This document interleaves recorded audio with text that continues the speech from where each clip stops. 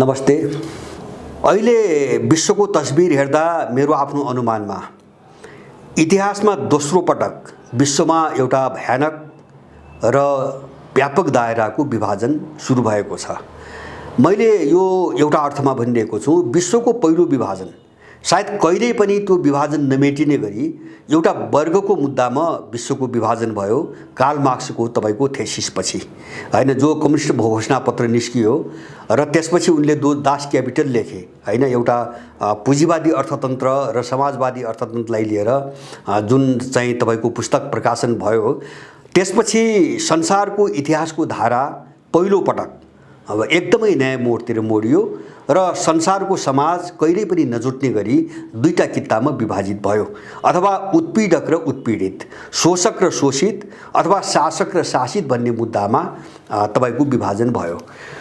अब त्यो एउटा वर्गीय मूल्यको आधारमा भएको विभाजन थियो, जसले संसारको हजारौं वर्षको इतिहासको जो नक्सा हो त्यो नक्सालाई एकदमै बदलिदियो र त्यस्तै खालको विभाजन अहिले सुरु भयो भन्ने चाहिँ मलाई लाग्छ। युक्रेन घटनापछि त्यस्तै खालको विभाजन सुरु भयो।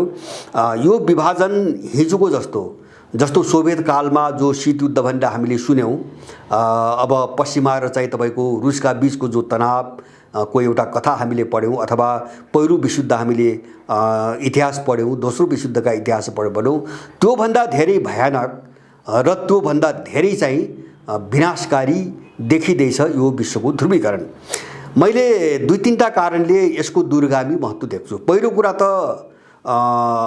यो कस्तो छ भन्छ भने, जस्तो यो आर्थिक र सैन्य शक्ति अथवा आर्थिक र राजनीतिक शक्तिको निम्ति मात्रै भइरहेको विभाजन होइन। हामी यसमा एकदमै स्पष्ट हुने जरुरी छ।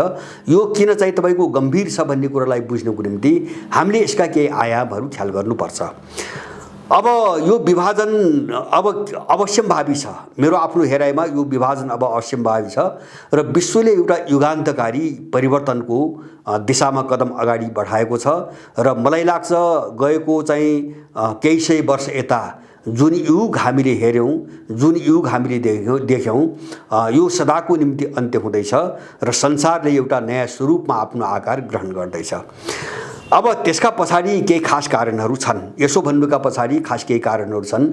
पहिलो कारण के हो भन्छ भने, अहिलेको जो विभाजन हो त्यो चाहिँ आर्थिक र राजनीतिक विभाजन मात्रै होइन, यो सामाजिक सांस्कृतिक मूल्य मान्यता र सभ्यतासँग जोडिएको विभाजन हो हैन। अब यसका लक्षणहरू हामीले केही वर्ष अगाडिदेखि हेर्दै आएका छौं। जस्तो चीनको उदय पैसा र उसको शक्तिले मात्र गराएको छैन। उनीहरूले आफ्नो सभ्यता, विशेष गरिकन कन्फ्युसियस र लाओत्सेलाई जोडेर उनले संसारभरि आफूलाई परिचित गराउनको निम्ति जुन शक्ति खर्च गर्दै आएका छन्, त्यसले के देखाउँछ भन्छ भने, चिनियाहरूको उदय पूर्वको उदय हो हैन। यो एउटा आर्थिक शक्तिको उदय मात्रै होइन, यो सिङ्गो पूर्वीय सभ्यताको उदय हो र चीनले केही वर्ष अगाडि पूर्वीय सभ्यतासँग सम्बन्धित एसियाका थुप्रै देशहरूको एउटा अन्तर्राष्ट्रिय सम्मेलन पनि गराएको थियो। तपाई हामी सबैलाई थाहा छ, सायद 2-3 वर्ष अगाडि हो। पूर्वीय सभ्यतासँग जोडिएका लगभग एसियाका सबै देशहरूको एउटा अन्तर्राष्ट्रिय सम्मेलन गराएको थियो। अब त्यस्तै गरी तपाईको यो रुसको पछिल्लो चाहिँ तपाईको अभिव्यक्ति र अहिले युक्रेनकै तपाईको कुरा हेर्नु हो भने उनीहरूले इतिहासबाट धेरै कुरो अहिले चाहिँ सिकेर अगाडि बढ्न खोजेको देखिन्छ। जस्तो रुसले भन्यो, यो पश्चिमाहरूसँग चाहिँ अन्तर्विरोध भइसकेपछि र रुसको सुरक्षा नीतिदेखि लिएर रुसको जीवन पद्धति र जनजीवनलाई अथवा रुसको राज्य प्रणालीलाई कसरी पश्चिमाकरणबाट मुक्त गर्ने, कसरी गैर पश्चिमाकरण गर्ने भनेर उनीहरूले औपचारिक रूपमै आफ्ना दस्तावेजहरूमा उल्लेख गर्दै आएका छन्। र यो 2021 को रुसको सुरक्षा रणनीतिक जो दस्तावेज हो, त्यो दस्तावेजको मुख्य जोड नै रुसको सुरक्षा नीतिलाई गैर पश्चिमाकरण गर्ने अथवा पश्चिमा प्रभावबाट मुक्त गर्ने भन्ने रहेको छ। र त्यही लडाई अन्तर्गत जस्तो डलराइजेसनका कुराहरू पनि उनीहरूले गरे।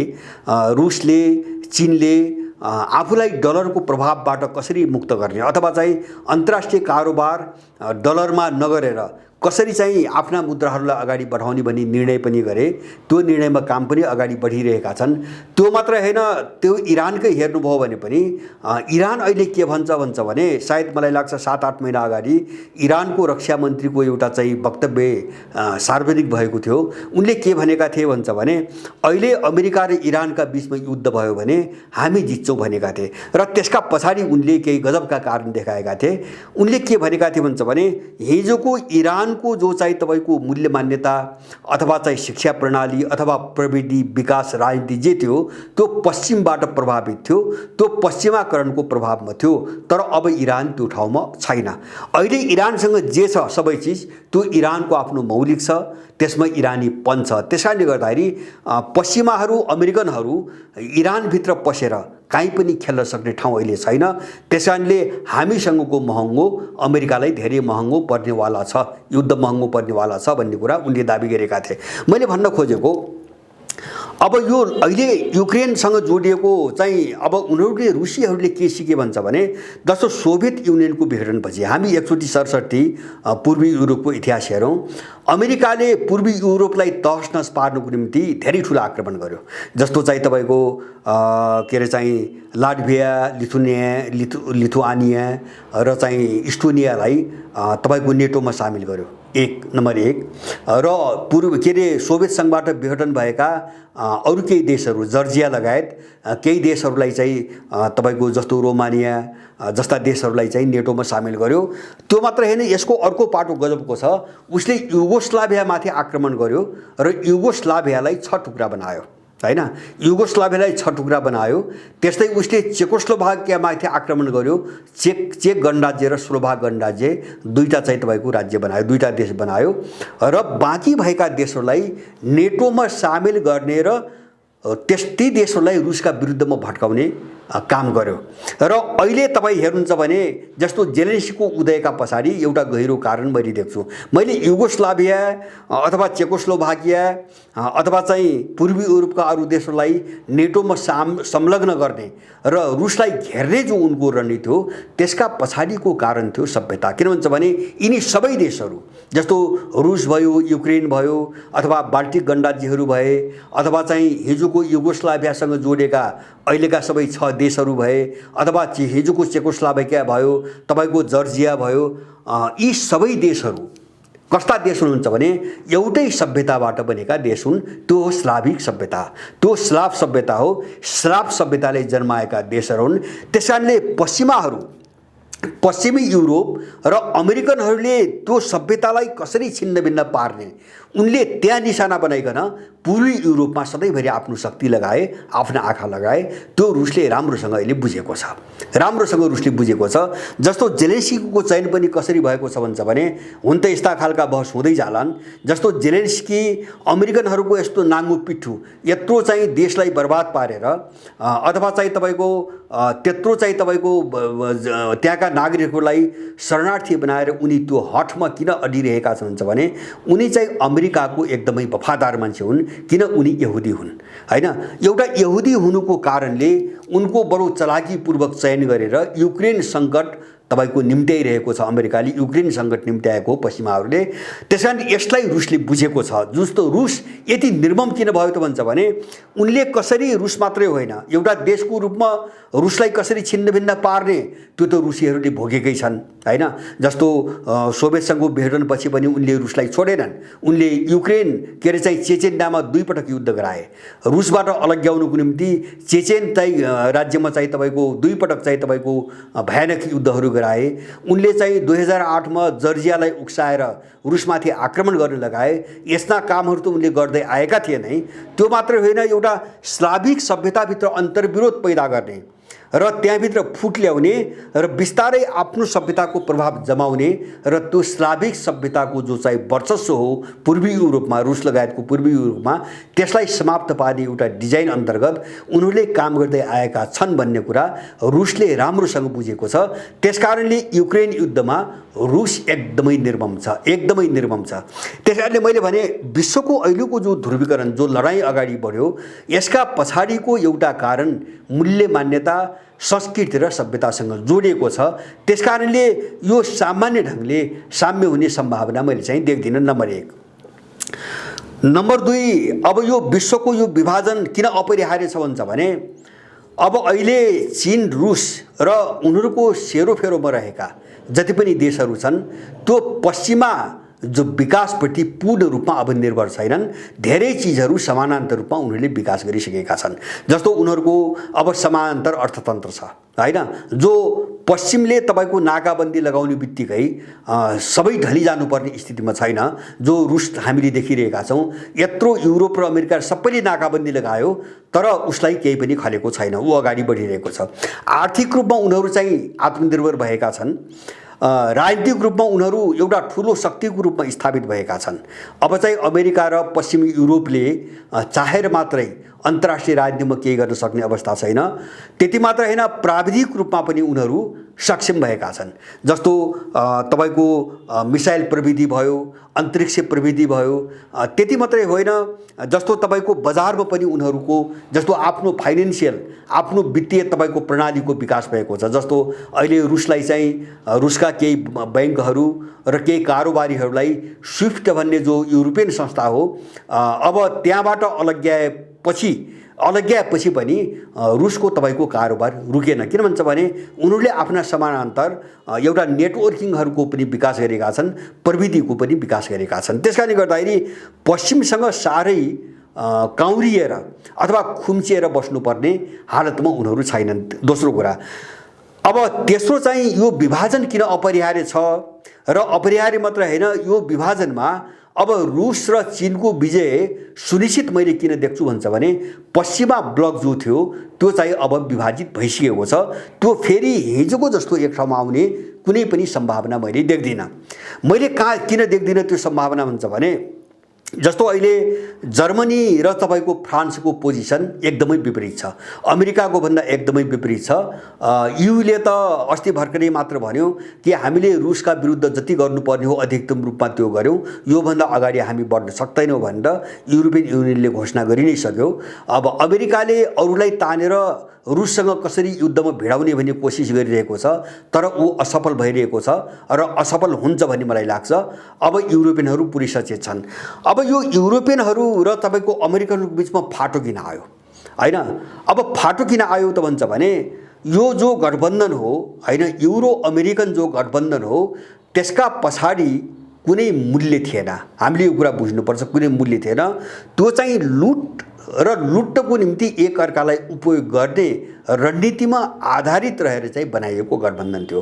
अब चरित्र र इतिहास हेर्नुभयो भने उनीहरू सधैँभरिका शत्रु देशहरू छन् एक आपसमा। जस्तो पश्चिमा गठबन्धनभित्र, अहिले नेटो गठबन्धनभित्र जन्मजात शत्रुको रूपमा रहेका देशहरू छन्। जस्तो जर्मनी र फ्रान्सको तपाईँको बेलायतसँग अमेरिकासँग कहिले पनि राम्रो सम्बन्ध भएन।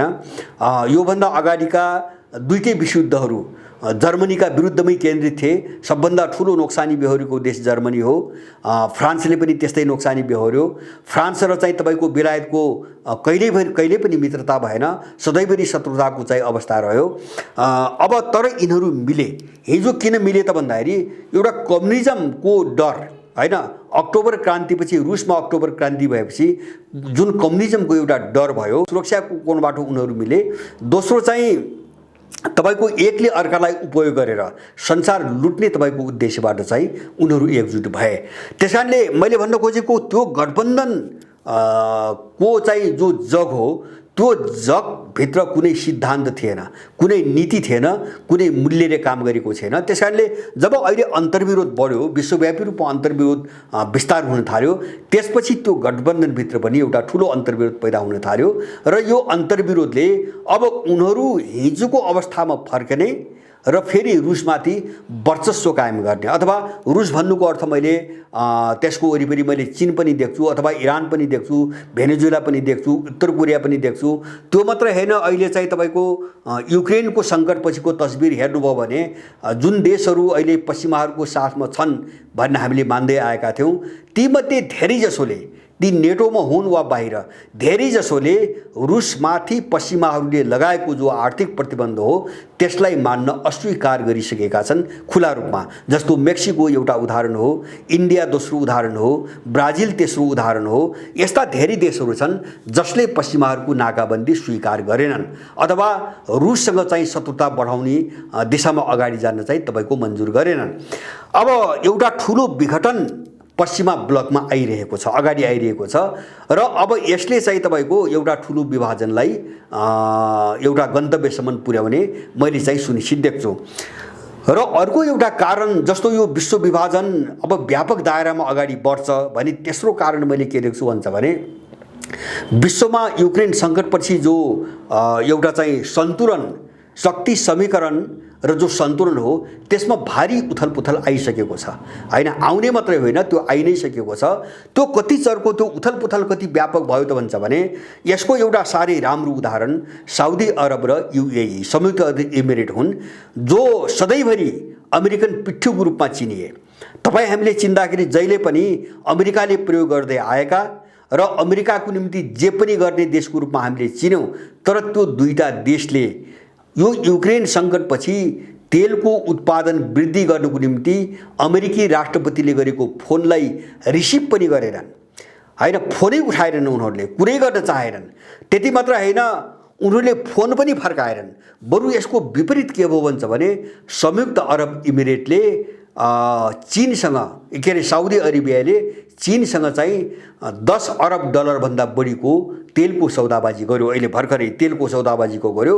माने अब खाडीका जो तेलका स्रोतका देशहरू थिए मुख्य गरिकन, जस्तो अहिलेको शक्ति भनेको एउटा त तपाईको जस्तो मिसाइल हो, फौजी रूपमा हेर्नु भने अहिलेको शक्ति, अहिले दुनियाँको शक्ति भनेको एउटा मिसाइल हो, दोस्रो चाहिँ तपाईको इन्धन हो।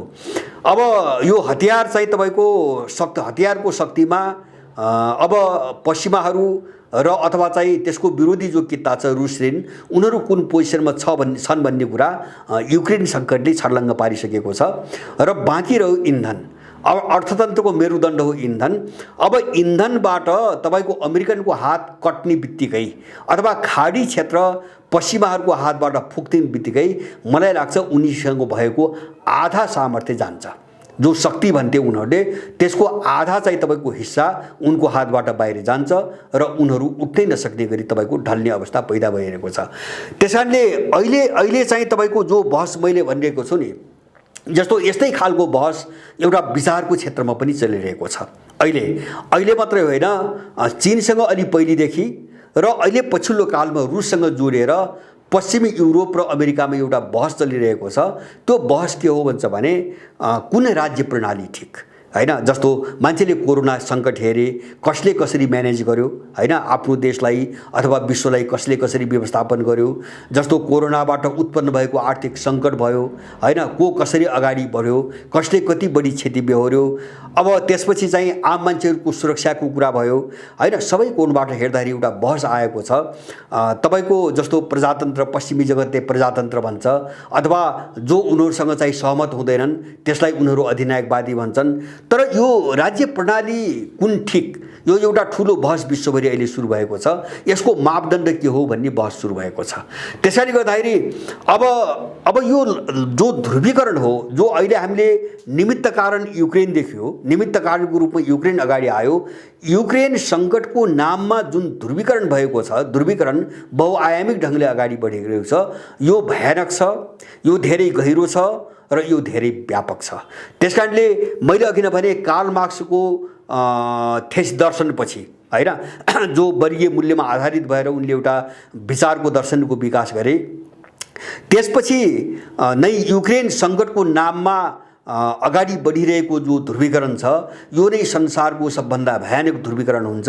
यो सबभन्दा चाहिँ विशाल ध्रुवीकरण हुन्छ र त्यो केमा आधारित हुन्छ भन्छ भने समानान्तर व्यवस्था प्रणाली, समानान्तर विचारधाराहरू र समानान्तर मूल्य मान्यताहरू र समानान्तर खालको तपाईको के अरे चाहिँ तपाईको आफ्नो चाहिँ विकास प्रणाली, विकासदेखि लिएर प्राविधिक प्रणाली।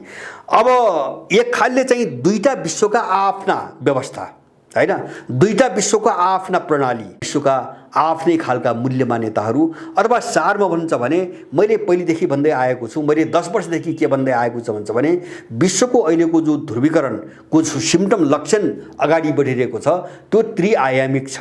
त्यसका 3टा आयामहरू छन्। एउटा आयाम हो यसको बजार, एउटा आर्थिक आयाम बजारसँग जोडिएको छ। किन भन्छ भने बजार पनि बिस्तारै बिस्तारै बजारको केन्द्र पूर्वबाट चाहिँ तपाईँको पश्चिमबाट पूर्वतिर सर्यो अथवा विश्वको अर्थतन्त्रमा पश्चिमाहरूको हालिमुहाली कमजोर हुँदै गयो, उत्पादन दर उनको साह्रै घट्दै गयो र त्यसको ठाउँमा गैर पश्चिमा देशहरूले लिए। जस्तो तपाईँको ब्राजिल आयो, इन्डिया आयो, चीन आयो, अथवा चाहिँ तपाईँको मलेसिया आयो, बङ्गलादेश आयो, सिङ्गापुर आयो आदि इत्यादि। अब दोस्रो आयाम तपाईँको राजनीतिक शक्ति, जसभित्र चाहिँ सैन्य शक्ति पनि जोडिएको छ, त्यो पनि पश्चिमका हातबाट फुत्केर बिस्तारै गैर पश्चिमा देशहरूको हातमा चाहिँ केन्द्रित भइरहेको छ शक्ति, राजनीतिक शक्ति, मिलिटरी शक्ति। जस्तो युक्रेन त्यसको एउटा उदाहरण हो। अहिले युक्रेन उदाहरण हो र अब त्यो पश्चिम जगत कतिसम्म कमजोर भइसकेको छ भन्ने कुरा हिजो मात्रै इरानले इराकको इर्बिलमा रहेको जो अमेरिकन सैन्य क्याम्प छ त्यसमाथि 12वटा मिसाइल जब इरानले दाग्यो र त्यसको जवाब यतिका घण्टा बितिसक्दा पनि अमेरिकाले त्यसको जवाब अथवा प्रतिक्रिया पनि दिन सकिरहेको छैन। उनीहरूको सैन्य शक्ति त्यसरी खस्किसकेको छ। त्यसकारणले राजनीतिक शक्ति बिस्तारै पश्चिमबाट पूर्वतिर शिफ्ट गरिरहेको छ। र अर्को तेस्रो मैले भन्दै आएको छु मेरो ठम्याइमा सभ्यताको लडाईँ हो, पश्चिम र पूर्वको लडाईँ हो हैन। अहिले हामीले अब जो देखिरहेका छौँ जस्तो चाहिँ मूल्य मान्यताको जो लडाईँ सुरु भएको छ, चाहे त्यो रुसका सन्दर्भमा वा चीनका सन्दर्भमा वा इन्डियाका सन्दर्भमा वा अरू देशका जस्तो टर्कीकै सन्दर्भमा हेर्ने हो भने पनि अहिले के देखिन्छ भन्छ भने सबै पश्चिमा मूल्यहरूबाट, मान्यताहरूबाट, सभ्यताबाट अलग्गिएर कसरी आफ्नो पहिचान बनाउने भन्ने लडाईँमा लागिरहेका छन्। यो सभ्यताको तेस्रो आयाम जोडिएको छ। त्यसकारणले विश्वको यो विभाजन धेरै गहिरो, व्यापक र युगान्तकारी छ। यसलाई हामीले हल्का ढङ्गले लिन हुँदैन र हाम्रो देशको समस्या पनि त्यही हो। जस्तो अहिले हाम्रो देशको सङ्कट पनि के हो भन्छ भने यो राजनीतिक र आर्थिक सङ्कट मात्रै होइन कि यो पश्चिमाकरणको दुष्प्रभावबाट हामीले आफ्नोपन जे गुमायौँ, हाम्रो सभ्यता, हाम्रा मूल्य मान्यता, हाम्रा सोच, हाम्रा विचार र जीवन पद्धतिहरू हामीले जो गुमायौँ त्यसबाट उत्पन्न भएको सङ्कट हो र त्यो सङ्कटले धेरै मान्छेहरूलाई अपराधीकरण गर्दै गएको छ, अत्यन्तै स्वार्थी, व्यक्तिवादी र निकृष्ट बनाउँदै लगेको छ। त्यसकारणले हामी फेरि आफ्नो ठाउँमा आउने हो र देश बनाउने हो भने विश्वको ध्रुवीकरण जुन कोणबाट भइरहेको छ हामीले त्यो मोर्चामा आफैलाई जोड्नै पर्छ र त्यो मोर्चामा जोड्नुपर्छ भन्नुको अर्थ के हो भन्छ भने हामी पश्चिमाकरणको दुष्प्रभावबाट मुक्त हुन सकेनौँ भने हामी देशको यो सङ्कट समाधान गर्न सक्दैनौँ। हाम्रो समस्या पनि त्यही हो। जुन समस्या रुसको छ, जुन समस्या चीनको छ, जुन समस्या इन्डियाको छ अथवा जुन समस्या तपाईँको टर्कीको छ, उनले जुन ढङ्गले मुभ गर्न खोजिरहेका छन्, हाम्रो समस्या पनि त्यही हो। हामी यो चिजमा अत्यन्तै स्पष्ट हुनुपर्छ र मलाई लाग्छ विश्वको यो ध्रुवीकरण होला बाहिर नबुझ्ने मान्छेहरूको निम्ति यस्तो खालको ध्रुवीकरणले युद्ध गराउँछ, हिंसा गराउँछ, मान्छे मर्छन्, क्षति हुन्छ, रूपमा यस्ता चिजहरू हेरेर विरोध गर्ने मान्छेहरू पनि धेरै छन् र हत्या हिंसा हुनु हुँदैन। अब यो राम्रा मान्छेहरूले भन्ने कुरा यही हो र हामी पनि त्यो पक्षधर त होइनौँ। तर योभन्दा महत्त्वपूर्ण चिज के हो भन्छ भने अब आफ्नो गुमेको केही चिज हैन, जुन शत्रुले आक्रमण गरेर हामीलाई बर्बाद पार्यो त्यसलाई फर्काउनको निम्ति अथवा हामी आफ्नो पोजिसनमा रहनको निम्ति, आफ्नो जगमा खुट्टा टेक्नको निम्ति अब यो लडाइँमा हामीले केही न केही गुमाउनै पर्छ। विश्वको अरू देशले पनि केही न केही गुमाउनु पर्छ। यो नै हाम्रो निम्ति महत्त्वपूर्ण छ। त्यसकारणले यो ध्रुवीकरण हाम्रो निम्ति साह्रै महत्त्वपूर्ण छ। यो ध्रुवीकरणमा हामी पनि सामेल हुनुपर्छ। यो युगान्तकारी ध्रुवीकरण हो। मैले युगान्तकारी यस अर्थमा भने कि कार्ल मार्क्सको दर्शनले एउटा वर्गीय मूल्यहरू त अगाडि बढायो तर त्यसले आधुनिकतावादको नाममा जो पश्चिमी श्रेष्ठताको सिद्धान्त अगाडि बढ्यो त्यसलाई कमजोर त्यसले बनाएन अथवा त्यो दिशातिर लक्षित त्यो थिएन। आधुनिकतावादको नाममा जुन विचारधारात्मक प्रणाली अगाडि बढ्यो त्यसका विरुद्धमा त्यो थिएन, त्यो वर्गीय मूल्यताको पक्षधर मात्रै थियो। तर अहिलेको जो ध्रुवीकरण हो यो सिङ्गो पश्चिमा सभ्यता, सिङ्गो आधुनिक चाहिँ तपाईँको युग र सिङ्गो उनको मूल्यताका विरुद्ध लक्षित छ र यो धेरै दूरगामी छ भन्ने मलाई लाग्छ। यो दिशातिर हामी पनि सचेततापूर्वक अगाडि बढेर एउटा सहभागीको भूमिका खेल्नु पर्दछ। हामीले चाहिँ गल्ती गर्न हुँदैन भन्ने मेरो चाहिँ सबैमा आग्रह छ। जय जनेनी।